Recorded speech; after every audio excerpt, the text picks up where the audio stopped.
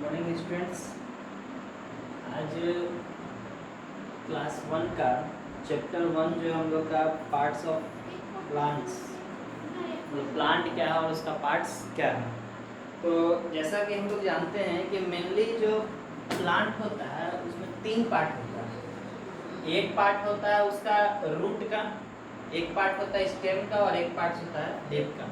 इसको बोलते हैं root, shoot and lips. 3 part होता है। तो बेसिकली जो इसके अलावा ही प्लांट में अलग अलग पार्ट होता है और सारे पार्ट का फंक्शन भी अलग अलग है। और प्लांट का जितना भी पार्ट है, सारे पार्ट का एक अपना इंपॉर्टेंस, किस पार्ट का क्या यूज है वो है उसमें। ठीक है। तो बेसिकली अगर हम लोग देखें तो जो रूट होता है, तो रूट का क्या काम है?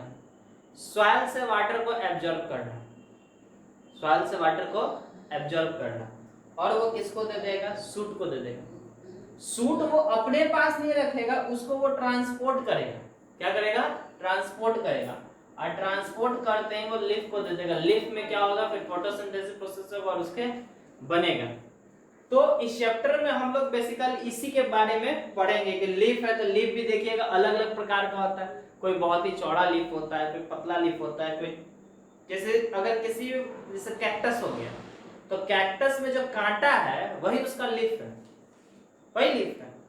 तो डिपेंड करता है एरिया पे, किस एरिया में वो हो रहा है तो उस पर वो डिपेंड करता है। इसके अलावा हम लोग पढ़ेंगे कि जैसे कि मान लीजिए फ्लावर है तो फ्लावर से फ्रूट में कैसे कन्वर्ट हो जाता है, सीड क्या होता है, ठीक ना। तो यही सब के बारे में हम लोग इस चैप्टर में पढ़ेंगे। तो आप लोग इस चैप्टर को बहुत ध्यान से देखिएगा क्या कहता है, और फिर इसको बुक खरीद लिए होंगे तो इसको देखिएगा।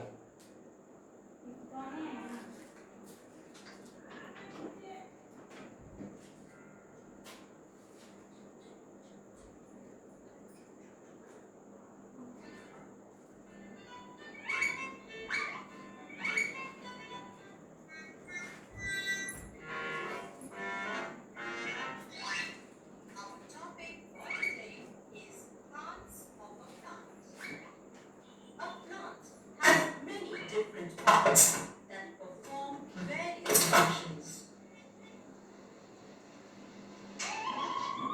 The two main parts of the plant are the root and shoot. Root usually grows under the ground, while shoot usually grows above the ground. The shoot has different parts called the stem, leaves, flowers, and fruits. The stem is the stalk of the plant. It helps the plant to stand upright. It carries water and minerals from the roots to the leaves and carries food prepared by the leaves to the different parts of the plant. Branches are parts that grow from the stem. Leaves grow on the stem and branches. They are usually green due to the presence of chlorophyll, which helps them to prepare food. Leaves have small openings called stomata, through which plants take in and give out air. Flowers are the reproductive parts of the plant. They come in different shapes, sizes, and colors. By the process of pollination, many flowers develop into delicious fruits, which are eaten by us. Roots help to anchor the plant to the ground. They absorb the water and minerals required for the growth of the plant.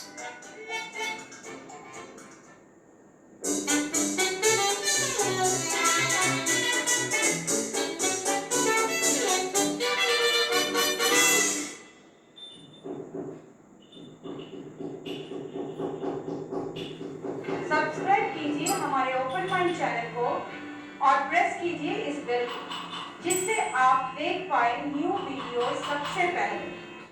सभी को पौधे बहुत पसंद है क्योंकि वे हमें फूल, फल इत्यादि देते हैं। पौधे हमारे बहुत काम आते हैं। आइए अब हम पौधों के बारे में और विस्तार से जानें। आपने जरूर पौधों का निचला हिस्सा देखा ही होगा जो जमीन के अंदर जाता है। इसे हम जड़ या रूट कहते हैं। ये जड़ या रूट जमीन के अंदर क्यों जाता है? पहला कारण तो ये है कि यह जमीन को मजबूती से पकड़ लेता है, जिससे पूरा पेड़ जमीन पर सीधा खड़ा हो सके। दूसरा कारण है कि जड़ जमीन के अंदर से पानी और खनिज तत्व अवशोषित करते हैं। ये पानी और खनिज तत्व पौधों को बढ़ने में मदद करते हैं। जड़ मुख्यतः दो प्रकार के होते हैं, टैप रूट या मूसला जड़ कहते हैं। इस प्रकार के जड़ में एक मुख्य जड़ होता है और उसमें से कई शाखाएं निकलती हैं। आम का पेड़ का जड़ टैप रूट या मूसला जड़ का उदाहरण है। दूसरे प्रकार का जड़ है फाइब्रस रूट या रेशेदार जड़। इस प्रकार के जड़ में कोई मुख्य जड़ नहीं होता। सारे जड़ तार या कपड़े के रेशे के समान निकले हुए होते हैं, इसलिए इसे रेशेदार जड़ कहते हैं। मुख्यतः पौधों को दो भागों में बांट सकते हैं, शाखा और जड़। शाखा या शूट में मुख्य तना, उससे निकले छोटे तने या ब्रांचेस, पत्तियां और फूल इत्यादि आते हैं। पत्तियां, शाखाएं इत्यादि तने के नोड से निकलते हैं। अब हम जानते हैं कि पौधों का वह भाग जो जमीन के ऊपर होता है शूट या शाखा कहलाता है। शूट में कौन सा भाग आता है? तना, और तना से कई सारी शाखाएं निकली होती हैं। इन शाखाओं के ऊपर पत्तियां, फूल और फल लगे होते हैं। जड़ जो पानी और खनिज तत्व जमीन से अवशोषित करती है, वो तने के सहारे ऊपर चढ़ता है। तो तना पाइप की तरह कार्य करता है और पानी और खनिज तत्वों को ऊपर चढ़ाता है और पत्तियों तक पहुंचाता है। पत्तियां पौधों की रसोई घर या किचन होते हैं। पत्तियां ही पौधों के लिए खाना बनाती हैं। ये भोजन पत्तियों से पौधों के सभी भागों तक तने के सहारे पहुंचाते हैं। तो तना का दूसरा कार्य है भोजन को पत्तियों से दूसरे भागों तक पहुंचाना। तने को ध्यान से देखिए बच्चों। पत्तियां, शाखाएं इत्यादि तने के फूले हुए भाग से निकलती हैं। इन फूले हुए भाग को नोड्स कहते हैं। पत्तियां, शाखाएं इत्यादि नोड से ही निकलती हैं। आज के लिए बस इतना ही। बाय बाय बच्चों।